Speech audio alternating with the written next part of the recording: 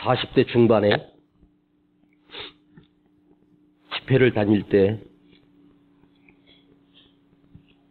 가끔씩 상담을 요청할 때 저는 참 상담의 은사가 없습니다. 귀찮은 거예요. 피곤한데. 근데 그 사람은 힘들어. 너무 지쳐 죽겠는 거예요. 제가 뭐라고 하냐.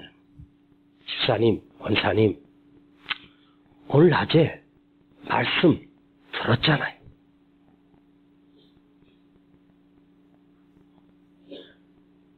그런데 뭐가 더 필요합니까? 말씀은 말씀이고요. 목사님, 나는 좀 죽겠습니다.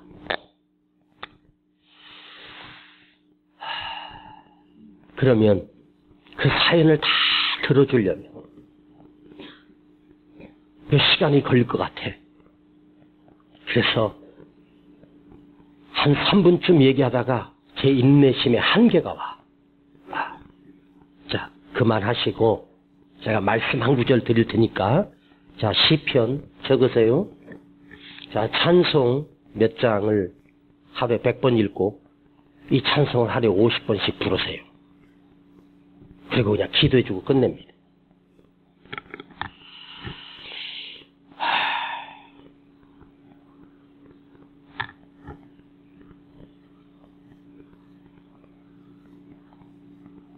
그런데 지금은 누군가가 힘들다고 저에게 말하면 저도 이렇게 말할 것입니다. 집사님만 힘든 게 아니고 나는 죽겠어. 나는 더 힘들어. 괜찮은 척, 강한 척, 나는 아무 문제 없는 것처럼 살지만 어찌 인생을 사는 우리 모두에게 하나님이 주신 숙제인 고난이 없으며 문제가 없으며 곤고함이 없고 이유도 모른 채 가슴 속으로 밀려오는 두려움들이 매일매일 우리를 때리고 지나가고 또 스쳐 지나가고 이걸 말로 설명할 수 없는 내 마음의 깊은 곳에 있는 이 고통을 말로 설명할 수 없는 어떤 단어 또한 존재하지 않는 그런 고민과 고난과 아픔들이 있단 말이에요. 왜 불안하냐고 물어보면 이유 없이 불안합니다. 왜 그렇게 큰 두려움 속에 사로잡혔냐고 물어보면 잘 모르겠습니다. 그냥 앞이 캄캄하고 이유도 없이 불안하고 이유도 없이 큰 두려움이 그리고 삶을 내려놓을 만큼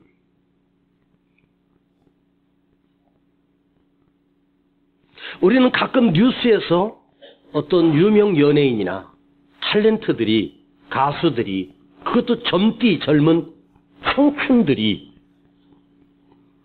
스스로 목을 매 자살하는 그 뉴스를 볼 때 와, 그렇게 큰 인기도 없고 돈도 벌고 재산도 있고 내가 그 사람이 얼마나 부러운데 그 사람은 그 고통의 치를 털다가 그 밤에 스스로 목을 매 자살했다는 것입니다. 참 인생이라고 하는 그 마음 조각들이 수만 갈래가 있어요. 내 마음속에 있는 이 마음의 바람의 갈래가 두 가지, 세 가지라면 사방팔방 정도로 8 정도 방향만 된다 해도 원인을 알 수 있겠는데 수만 갈래의 방향으로 가슴이 찢어져 내리는 거죠. 아무 생각이 안 나. 그 삶을 포기하고 싶을 정도로 힘이 드는 순간이 매일매일의 고통을 살아가는 사람. 나이가 더 들어감에 따라 고민도 깊어지고 또 불면증은 더 심해지고 잡다한 생각들이 밤새 나를 찾아와 괴롭힙니다.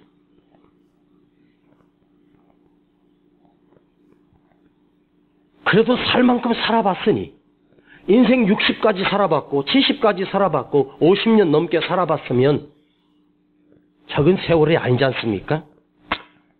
내 살아온 인생을 뒤돌아보니 앞으로 남은 시간은 별로 희망이 없을 것 같아.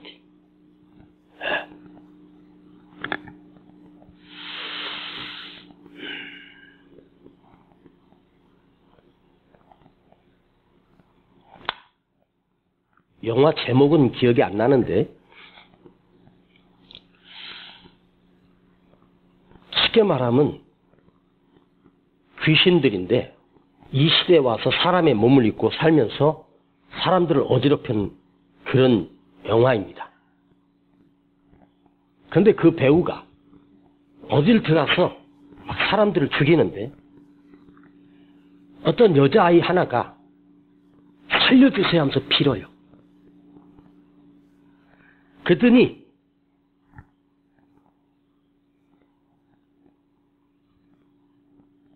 그 귀신 역을 감당했던 배우가 어디 보자.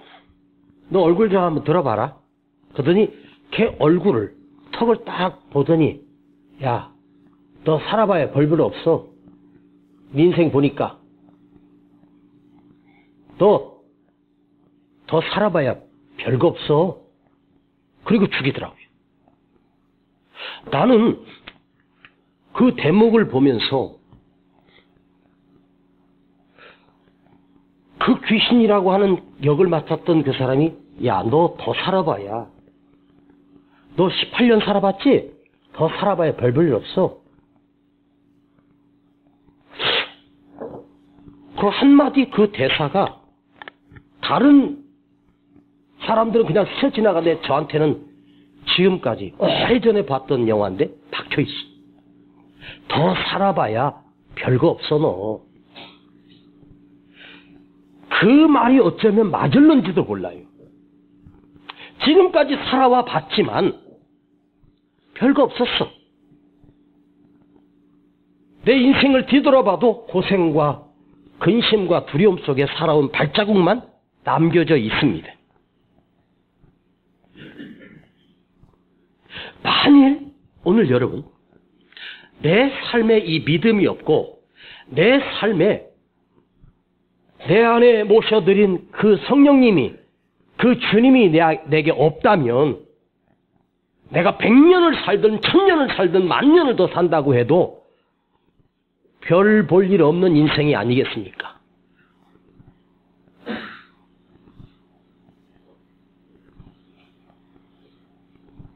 한 치 앞도 안 보일 때가 있습니다. 여러분 앞에 수도 없이 많은 숙제들과 문제들이 밀려올 때가 수도 없이 많습니다. 어떤 순간에는 하나님도 안 보이고 기도할 힘조차도 잃어버립니다. 저는 오늘 이 본문을 가지고 엘리야의 낙심, 엘리야의 절망과 회복 뭐 이런 식으로 제목으로 설교를 했었습니다. 그런데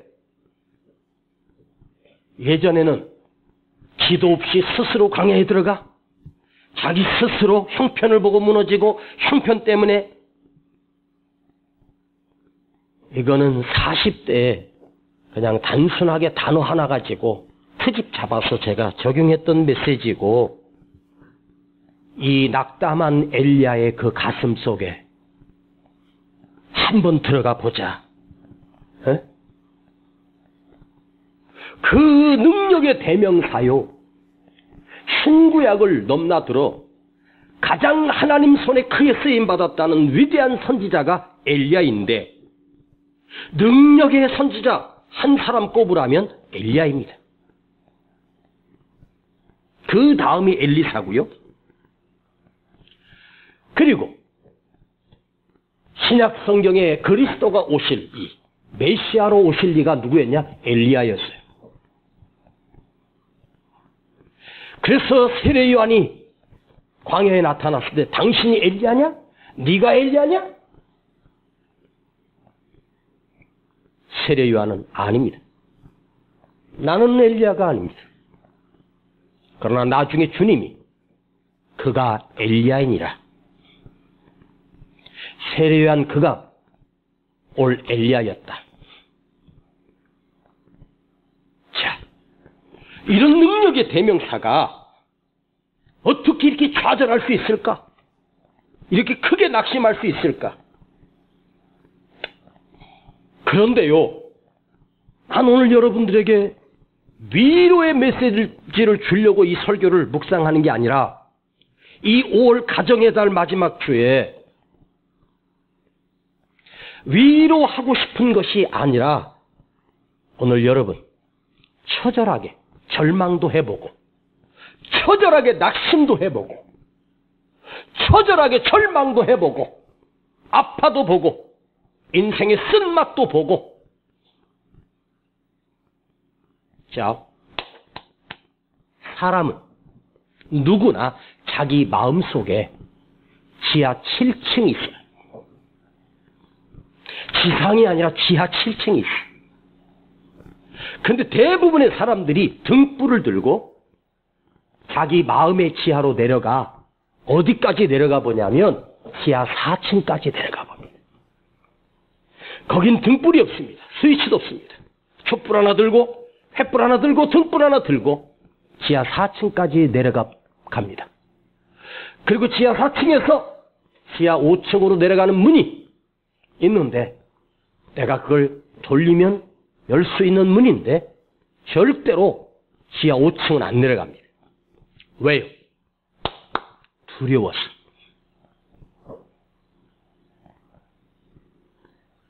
근데 어떤 사람은 용기를 내서 지하 5층까지 내려가. 그곳에 등불을 들고 들어가는데 지하 5층에 뭔가 있을 줄 알았는데 거기도 텅 비어 있는 거예요. 아, 진짜는 지하 6층에 있나 보다. 그런데 겁이 나서 다시 올라와 버려. 더 이상 문을 안 열어. 거의 모든 인생이 지하 4, 5층까지는 확인하고 그 밑으로는 무서워서 확인을 안 해. 제일 무서운 것이 지하 7층에 있을 거라고 생각한대요. 근데 용기를 내서 지하 7층까지 가본 사람이 다시 지상으로 올라갈 수 있어요. 그 문을 열지 못하면. 자, 여러분. 제가 이렇게 적용합니다. 쓰러진 그곳에서 일어나라. 무너진 그곳에서 일어나라. 그걸 벗어나서가 아니라 그곳에서 일어나라. 오늘 엘리야가 이세벨의 협박 편지 한 장 들고서 스스로 광야로 들어가요. 그 사신을 보내서 내일 이맘때 이세벨 왕후가 군대를 파견해서 너를 죽인다고 하니 넌 여기서 죽을 준비하라고 협박합니다. 그 소리를 들었던 그곳에서 갑자기 두려움이 밀려오면서 어제까지만 해도 바알과 아세라 선자 850명을 기손 시내가에서 칼로 쳐 죽였던 그 엘리야가 3년 반 동안 가물었던 이 땅에 비가 쏟아지고 땅이 살아나고 이스라엘 온 백성들이 그 비 앞에서 다시 회복되고 살아났고 갈멜산에 불이 내려 민족이 회복되고 살아났는데 신기하게 그 살아나게 했던 주인공이었던 능력의 종 엘리야는 무너진 거야. 이해 가십니까? 세상을 살려내고 나라를 살려내고 민족을 살려내고 하나님께 돌이킨 바알과 아세라를 다 불태워버리고 그 선지자들을 쳐 죽인 정말로 이스라엘 백성을 하나님께 돌렸던 그 엘리야 본인은 아주 작은 문제, 아니 문제도 아닌 그것에서 엘리야가 무너져요.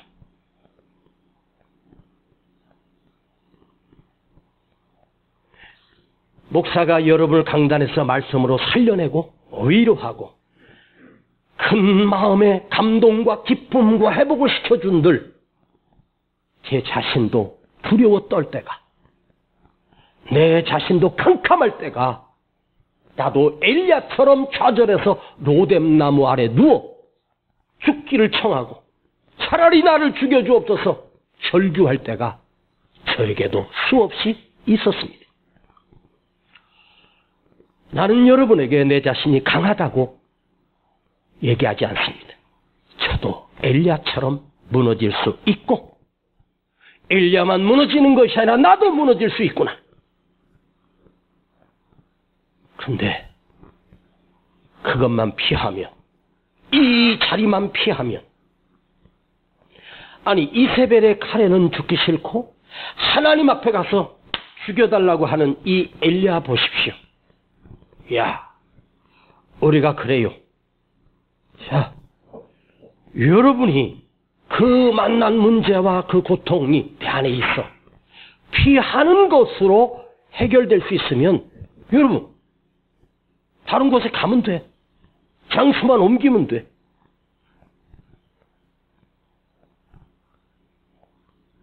사실은 있잖아요. 지하 7층까지 내려가 보면 거기도 별거 없어요. 내 문제는 뭐냐? 그걸 확인하기가 두려운 거예요. 그것을 봐야 돼. 아, 나는 연약한 존재구나. 내가 대단한 줄 알았는데 내가 대단한 존재가 아니구나. 어? 우리 쉽게 말하면 엘리야도 무너지는데 나도 무너지지. 공감을 느끼면서 이 성경에서 하나님이 얼마나 진실하심을, 이 강력한 능력의 엘리야의 멋지고 아름다운 면을 묘사하다가 갑자기 쓰러지는 이 엘리야의 모습을 성경에서는 우리에게 사정없이 밝혀내고 있어요. 다윗같이 의로운 자가, 다윗같이 대단한 자도 한 여자에 무너져서 인생이 그 자식까지 죽게 하고 좌절하고 블레셋에 가서 침을 흘리면서 거기서 입이 돌아가서 일부러 미친 척 하다가 돌아와서 보니 자기 고향이 다 불타서, 그리고 자기를 따르던 자기 소년들이 대장을 배신하고 칼로 치려고 합니다. 그런 처절한 고통의 맛을 보았던 다윗, 아브람도 마찬가지, 모세도 마찬가지. 인생의 밑바닥을 스스로 두려워서 보기를 무서워하는 거죠. 여러분에게도 숨겨진 지하 5층이 있고 6층이 있고 지하 7층이 있습니다. 내가 왜 두려운가? 내가 왜 떨고 있는가? 왜 근심이 나를 누르고 있는가? 사랑하는 여러분, 그런데 지하 7층을 가서 엄청난 것을 볼 수도 있고 아무것도 없는 것을 볼 수도 있어요. 그런데 보십시오. 그것을 보고 그 끝자락을 보고 그대로 포기하면서 무너지는 사람이 있는가 하면 그걸 발판을 삼아 치고 올라가는 사람이 있단 말이에요. 평생에 그 지하에 갇혀서 그 문제 속에 갇혀서 그냥 그대로 무너져서 아무것도 못한 채 인생에 한 걸음도 나가지 못하고 두려움 속에 떨다가 생을 마치는 사람들이 얼마나 많은지 아십니까? 그러나 그걸 딛고 다시 용수철처럼 기어올라 하늘 끝에 주님의 손을 잡은 사람, 오늘 엘리야, 이 인생의 처절한 밑바닥을 보고 그가 그 좌절로 끝난고 절망으로 끝나는 것이 아니라 다시 회복되었다는 거죠. 그런데 이 말씀을 아무리 묵상해도 하나님께서 엘리야에게 힘내라. 괜찮다. 내가 너와 함께 할 것이다. 내가 너 붙들어 줄게. 내가 더 큰 능력 줄게. 이런 말씀이 없어. 이런 말씀이 없어. 자, 오늘 성경에 한번 보십시다. 세 가지예요.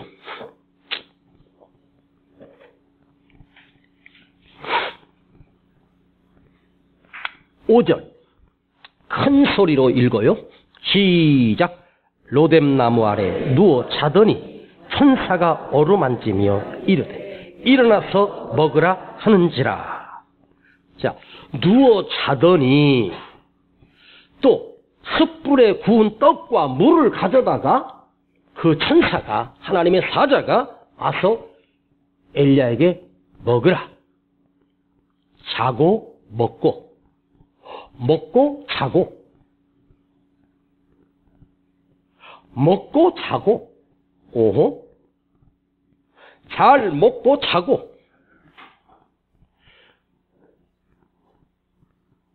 이 이스라엘까지 달려오는 동안 엘리야가 두려움 속에서 먼 길을 왔으니 피곤했을 거예요. 그러니 거기서 푹 잠이 들었는데 천사가 와서 그에게 물과 숯불에 구운 떡을 먹이는 거예요. 푹 자고 먹고 또 푹 자고 먹었어요. 자, 잘 자고 잘 먹고. 여러분, 잘 자고 잘 먹고. 아유, 제가 진짜 오랜만에 어젯밤에는 푹 잤습니다. 내가 토요일날 잠을 잘 못 자거든. 근데 어젯밤에는 잘 잤어요. 자, 아주 단잠 자고 일어났네. 와, 그런 날이 가끔 있어. 잘 자고 일어나니까, 어이구, 설교가 막 여기서 막 머리에서 지금 꽂혀 내려오는 게 느껴져. 아마 오늘 여러분, 우리 목사님 말씀이 그냥 평범하긴 하지만, 뭐 깊은 그런 것보다 평범한데도 뭔가 내 마음에 울림이 있네. 그게 느껴지시면 그 이유가 있어. 제가 어제 밤새도록 내 처리하며 기도한 게 아니고 자빠져 잤어. 잘 잤어. 아침도 간단하게 먹고.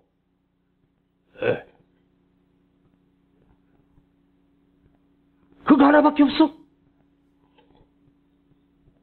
오늘 여러분, 말씀이 들려지고 은혜가 되는 거는 내가 지금 힘들기 때문인도 있지만, 여러분이 어제 푹 자고 잘 자고 나오신 분은 은혜된다.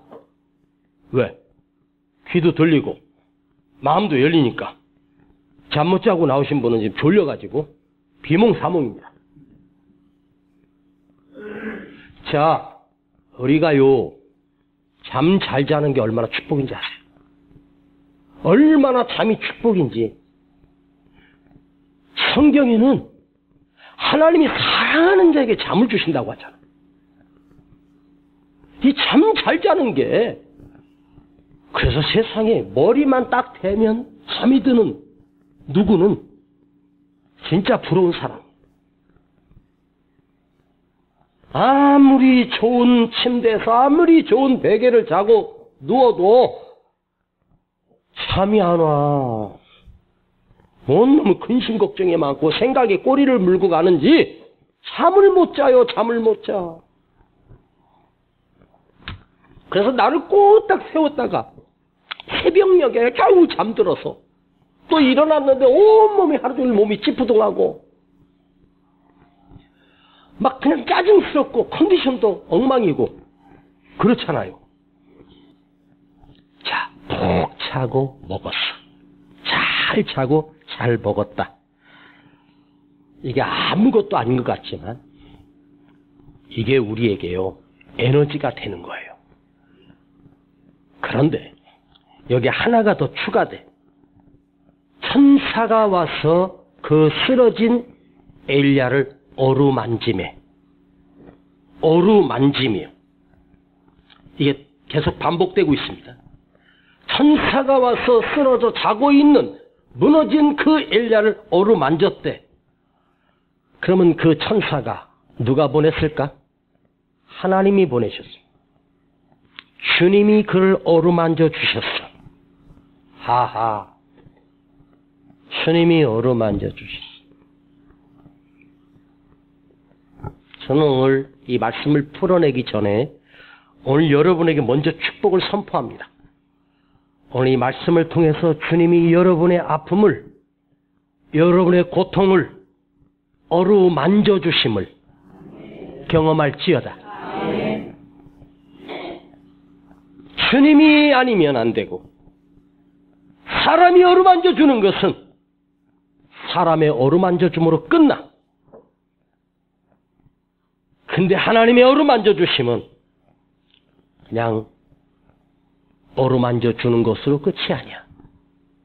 자, 보세요. 주님이 어루만져 주시면 그 더러웠던 문둥병자가 치료를 받아. 헬라어로 헤프사토라고 하는 거예요. 한 문둥병자가 주님 앞에 엎드려 구하오니 주님이 원하시면 나를 깨끗하게 하실 수 있나이다. 그 주님이 그에게 다가가셔서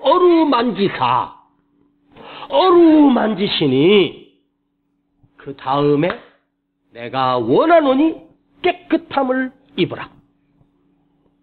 그 순간 그의 문둥병이 깨끗하게 나요. 문둥병이 먼저 낫는 게 아니고 주님의 어루만져 주심이 먼저였어요. 하하. 나의 문제가 해결되는 것이 나의 치유의 근본이 아니라 먼저 주님이 나를 어루만져 주시는 거예요. 오늘 성경이 2번 정도 반복됩니다. 또 자고 또 숯불에 구운 떡을 먹이고 또 자고. 그런데 딱 2번만 기록됐지만 나는 이것이 계속 반복됐을 거라고 생각합니다. 성경의 기록은 2번이지만 계속해서 엘리야는 거기서 누워 자고 먹고 누워 자고 먹고 며칠을 누워 자고 먹고 그 다음에 천사가 와서 힘내세요. 선지자님. 엘리야야 힘을 내라. 엘리야야 내가 너와 함께하리라. 엘리야가 내가 너 큰 능력을 이런 말씀이 없어. 그러니까 인생의 해결은 말씀으로 해결되는 게 아니라 하나님의 말씀으로 우리를 해결되는 것이 아니라 하나님이 우리를 어루만져 주심이야. 여러분,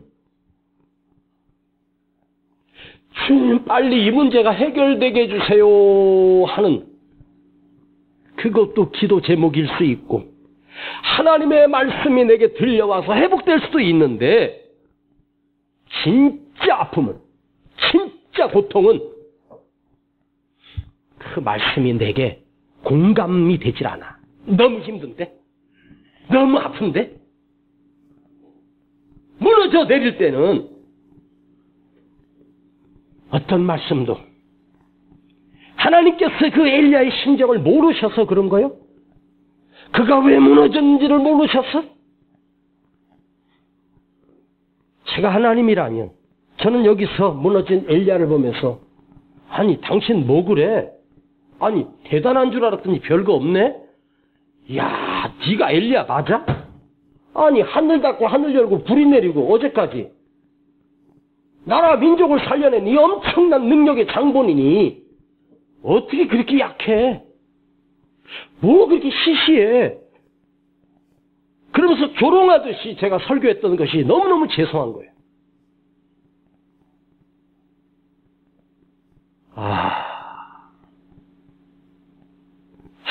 이 엘리야 속에서도 그런 엄청난 능력을 가지고 있었어도 그런 두려움과 약점이 있었구나. 그렇다고 해서 여러분 엄청나게 큰 문제 때문에 무너진 게 아니야. 이세벨이 너무 두려운 거예요. 자기가 수입해온 바알과 아세라 선지자들을 다 죽였으니 이세벨이 얼마나 무섭겠어. 그 다음은 내 차례구나. 다음 차례는 내 차례구나. 그래서 지가 겁먹고 사람을 보내가지고 나 겁먹었어. 그러면서 그냥 깨갱 한마디 한 거야. 아니, 하나님의 선지자가 그 말의 뜻을 모를까? 알지. 누가 봐도 멍청이 아닌 이상 엘리야 정도면, 이은세 목사 정도 되면 아유 저게 겁먹었구나 지혜. 알았어. 그러면 가서 내가 지금 간다고 전해라. 그랬으면 그가 사신이 돌아가서 왕후여 엘리야께서 지금 오신다고 합니다. 그러면 그 이세벨이 겁먹고 목매 자살했을 것이 틀림이 없어. 그런데 진짜 웃기지. 누가 봐도 이해할 수 없는데 문제도 아닌 것, 이 정말 아무것도 아닌 것에 인생이 이렇게 무너지는구나. 자, 엘리야가 엄청난 능력과 그 3년 반의 흉년 속에서 사르밧 과부를 통해서 공개를 받고 그 가뭄의 흉년을 끝내고 그 바알과 아세라 선지자들과 갈멜산에서 전쟁을 하고 불이 내리고 비가 내리고 또 이스라엘까지 달려오면서 산에서 비를 맞으며 빗속을 달리는 엘리야. 제가 설교했었습니다. 그래 사람이 지칠만도 하지. 그래 피곤했을 거야. 그래 지치니까, 육신이 지치니까 마음도 지치는 거야. 그럴 수 있어요. 육신이 지친 마음도 지쳐요. 체력이 떨어지면요 심령도 약해져요. 그게 정상이에요. 인간은. 지쳤으니까 그렇구나. 틀린 건 아니지만 그 정도 가지고 이렇게 무너질 수 있을까? 아니지.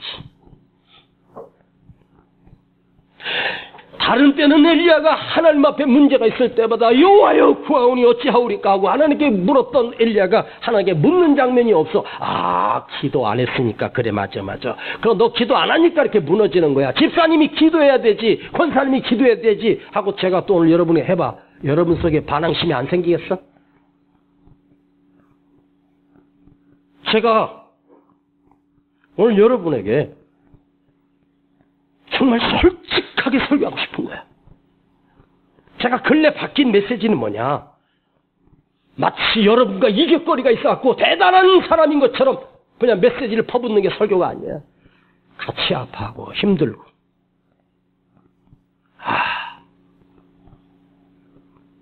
이 무너진 엘리야가 나일 수도 있고 나였구나. 제가 통화한다 그랬잖아요. 옛날에는 전화해서 엘리야님 뭐 그렇게 시시해요? 뭐 그렇게 무능해요? 아니 그 앞장에 보니까 엄청나던데 한 장 넘어와서 이렇게 비참할 수 있어요? 아니 18장만 봐도 대단했던 엘리야가 19장에 와서 그것도 한 장 사이에서 이렇게 무너질 수 있냐고 제가 이렇게 묻거든요.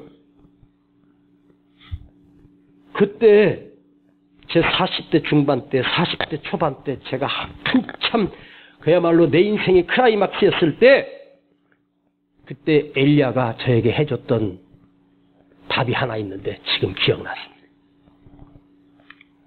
너도 임마 나이 들어봐. 너도 나이 먹어봐. 너도 좀 늙어봐. 그때 가서 내 말을 이해할 거야.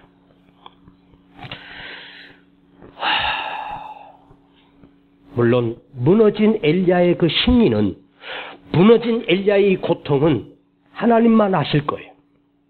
우리는 성경의 이 글 속에서 그 사건을 한번 조명해보면서 어느 정도는 이해할 수 있어도 사실은 아무도 몰라. 그래서 오늘 제목은 사실 아무도 몰라 내 마음. 그걸 정하려다가 이게 너무 비참할 것 같아서 제목을 그냥 바꿨습니다. 나를 만지시는 하나님. 시작! 나를 만지시는 하나님. 말씀 마치려고 합니다. 사실 제가 준비한 설교 3분의 1도 못했습니다. 시간이 너무 빨리 가. 그래도 괜찮아. 여러분에게 먼저 제가 확신 있게 선포합니다.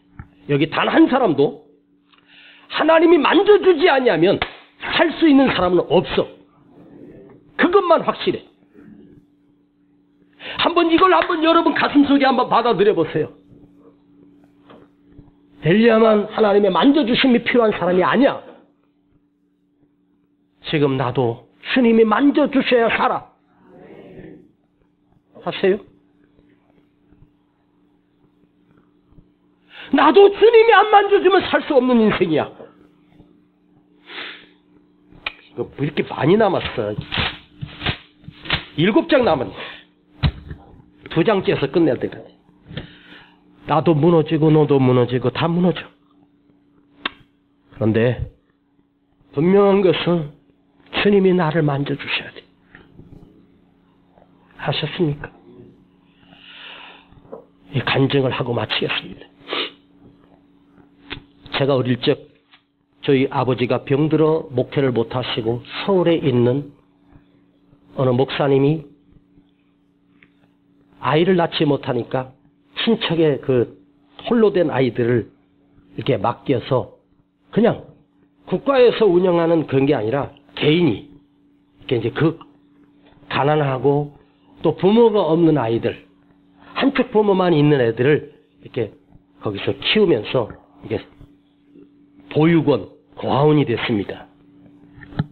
엄마가 저를 3학년 때 거기 데려다 놨을 때 그 마당에 내가 세상에서 처음 본 놀이기구가 있었어요.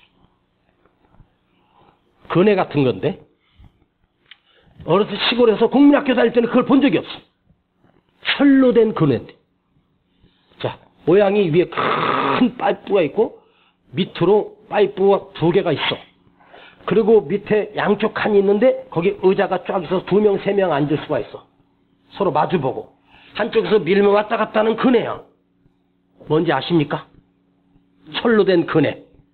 옆에 같이 2-3명 앉고 앞에 2-3명 앉았고 왔다 갔다 하는 그 그네가 그 마당에 있는 거. 그리고 가운데 파이프가 큰 파이프가 있고 옆으로 둥그렇게 있어갖고 거기 쪼르륵 앉으면 밖에서 돌리면 뱅뱅뱅뱅 돌아가는 그런 놀이기구가 있어. 너무 좋더라고. 그 마당에 탁구대도 있었고 처음 봤습니다. 거길 딱 들어가는데 그 근에서 누나였는지 형이었는지 내 또래였는지 몇 명이 앉아서 뭘 먹고 있는데 새카만 걸 입에다 묻히면서 잘라가지고 같이 먹고 있는 거예요. 나는 그때 뭔지 몰랐어. 새카만 거였어. 새카만 걸 쪼개가지고 서로 먹고 있는 거야. 그래서 내가 가니까 너도 먹을래? 그랬더니 맛있어. 했더니 맛있다 그러면서 내 입에 살짝 넣어줬는데 내 평생 그렇게 막 달콤한 것은 처음이었습니다. 자, 뭐였을까? 초로 시작됩니다. 초콜릿을 처음 먹었습니다.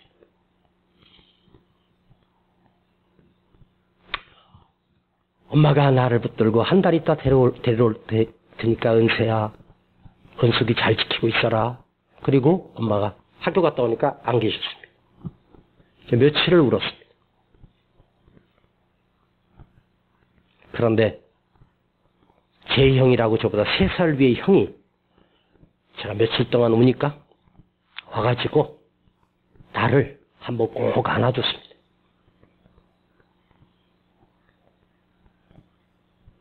그리고 나서 제가 그때부터 안 울었습니다. 한 1년 있었을 때, 제가 한 6학년쯤 됐을 때 선이라는 애가 저보다 한 7살 어린 애인데 그 아빠가 걔를 거기 맡기고 가셨습니다.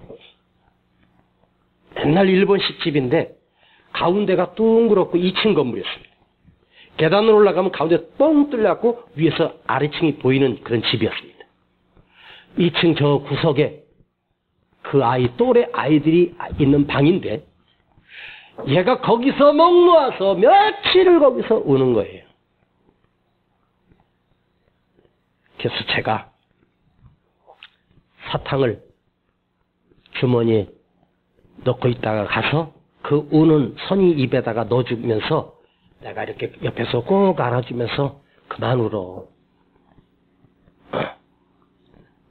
그리고 제가 꼭 안아줬습니다. 근데 신기하게 얘가 그때부터 안 우는 거예요. 며칠을 엄마가 그리워서 부모가 그리워서 울던 애가 오빠가 가서 사탕을 하나 주고 안아주니까 그만 울더라고요. 내가 울지 말라고 해서 안 운 게 아니라 그 어린 마음에 어떤 오빠가 자기에게 사탕을 주고 나를 안아주니까 그게 힘이 됐나 봐. 그래서 얘가 뚝 그치고 그리고 그 아이가 커서 지금은 미국에 사는데 목사 사모가 돼 있습니다.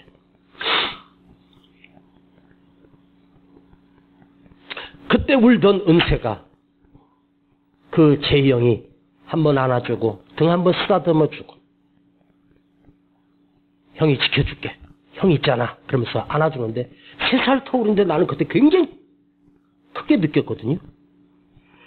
그 제이 형도 선교사가 돼서 지금 아프리카에 선교하다가 미국으로 건너왔다는 소식만 들었습니다. 자, 사람 하나가 어루만져 주는 게 아무것도 아닌 것 같아도 그런데 주님이 나를 어루만져 주시는 거예요. 천사가 와서 엘리야를 어루만져 주고 쓰다듬어 주고. 여러분, 나는 어루만져 주지 말고 차라리 아파트 한 채 주는 게 훨씬 나을 것 같지 않습니까? 내 통장에 몇 억 넣어주는 게 더 행복할 것 같죠? 실질적으로 그런 것처럼 보이지만 그것이 인간을 기쁨으로 뛰게 하는 게 아니야. 제가 개척하다가 정말 힘들 때 성전에 들어가서 울면서 손 하나 들고 주님께 기도한 적이 있어. 주님, 나 한 번만 만져주세요. 울면서 기도할 때 그때 주님이 오셔서 나를 등을 어루만져 주심을 내가 경험했어. 얼마나 평안이 밀려오는지, 얼마나 기쁨이 넘치는지. 하하, 엘리야를 어루만져 줬던 그 천사가 주님이었구나. 오늘 나를 회복시키게 하고 나를 기쁘게 할 수 있는 이유는 환경의 변화가 아니에요. 어떤 물질도 어떤 것으로도 나를 위로할 수가 없어. 근데 오늘 나를 어루만져 주시는 주님, 나를 어루만지시는 하나님, 나를 만지시는 하나님, 힘들어하는 여러분을, 정말 이 절망의 끝에서 어떻게 살아야 될지 막막한 여러분들을 오늘 주님이 어루만져주는, 아버지가 나를 어루만져주는 진짜 위로가, 진짜 회복이 있기를 축복합니다. 기도합시다. 주님, 엘리야니까 이 정도지. 나는 더 큰 위로와 더 큰 낙심과 더 큰 좌절과 더 큰 절망 속에서 하루하루를 버티며 살아가고 있습니다. 주님, 오늘 만져주세요. 아버지, 나 좀 만져주세요. 아버지, 나 좀 살려주세요. 이유를 묻지 않고 왜 그러냐고도 묻지 않고 내 마음을 아시는 주님은 오셔서 만져주셨습니다. 오늘 우리 성도들, 오늘 대한민국 하나님의 자녀들을 만져주세요. 주의 종들을 만져주세요. 앞길이 캄캄하고 두려움 속에 떨고 있는 이때에 우리에게 필요한 건 주님의 손길입니다. 나의 등을 어루만져주시는 그 주님을 오늘 내가 느끼고 가기를 원합니다. 예수님의 이름으로 기도하옵나이다. 아멘.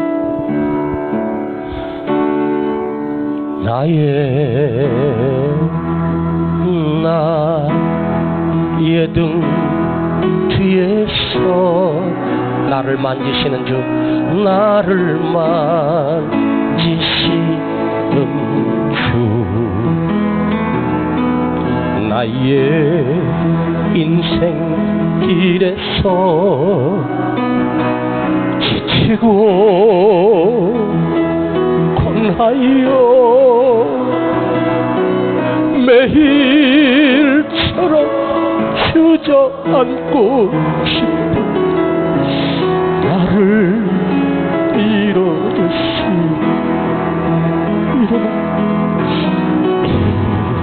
일어나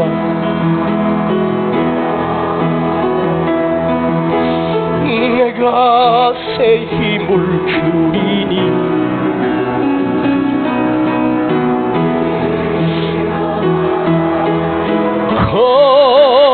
걸어라 내 너를 우리 시간 하나님 앞에 감사하며 예물 드리십시다. 나에게 뒤에 나를 만지시는 주, 나를 만지시는 주,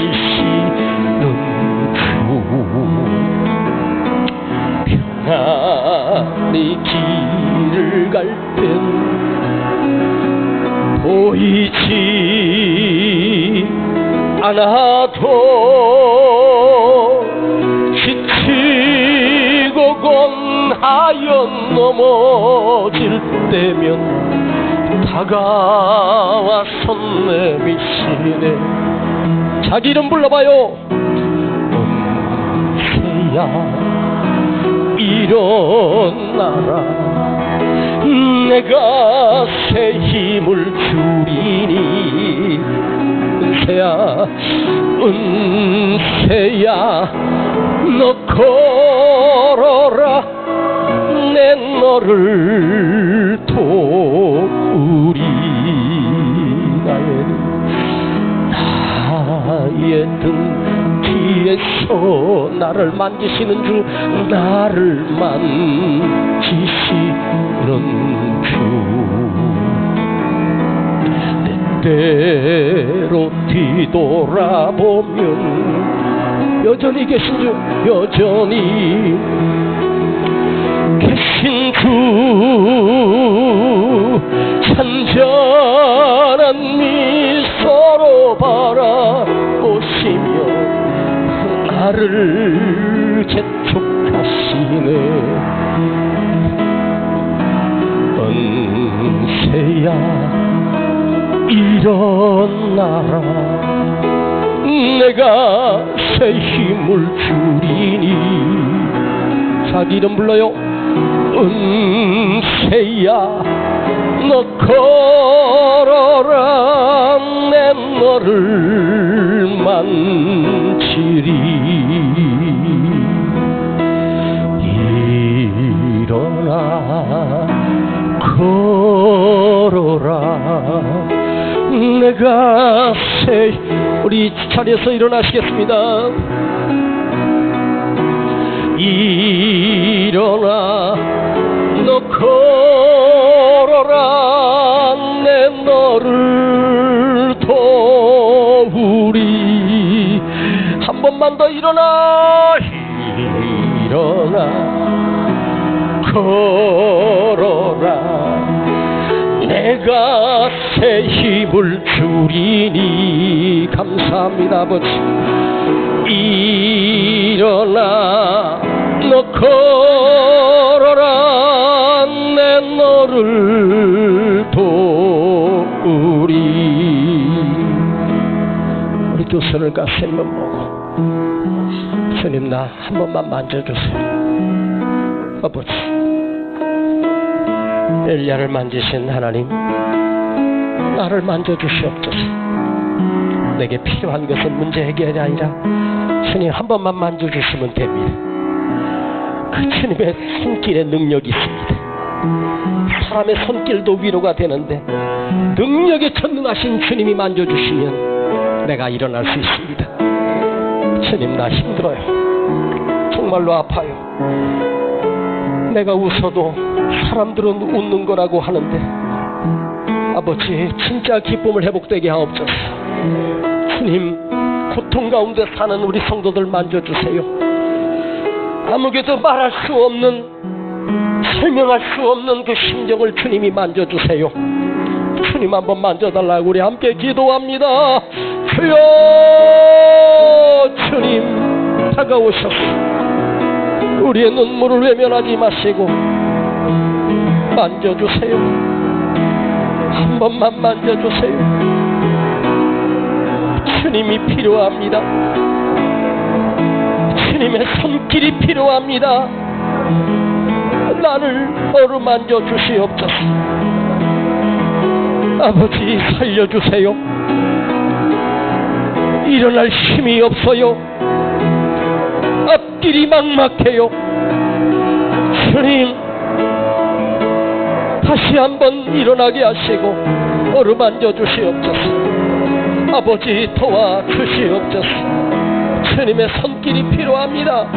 당신의 능력이 필요합니다. 엘리야를 만지신 하나님, 나를 만져주시옵소서. 하루하루 버티며 하루하루 견디며 살아야 하는 나의 삶을 아시지요. 오늘 주님 우리를 위로하여 주시고 회복시켜 주세요. 아버지 내 마음을 어루만져 주세요. 아버지 나를 고쳐주세요. 이 상한 심령을 치료하여 주세요. 주님의 그 손길을 느끼고 돌아가기를 원합니다. 아버지 도와주시옵소서. 아버지 만져주세요. 아버지 도와주세요. 아버지 고쳐주세요. 살려주세요. 우리 심령 속에 밀려는 두려움이 평안이 되게 하여 주시고 담대함이 되게 하여 주시고 회복되기를 원합니다. 아버지 고쳐주세요.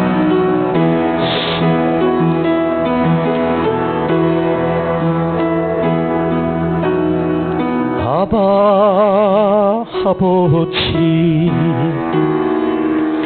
아바 아버지 나를 안으시고 바라보시는 아바 아버지 아바 아버지 아바 아버지 나를 도우시고 힘주시는 아버지 주는 내 마음을 만지시고 볼 수 없는 상처 만지시네 나를 아시고 너를 이해하시네 내 영혼 새롭게 세우시네 아버지 감사합니다.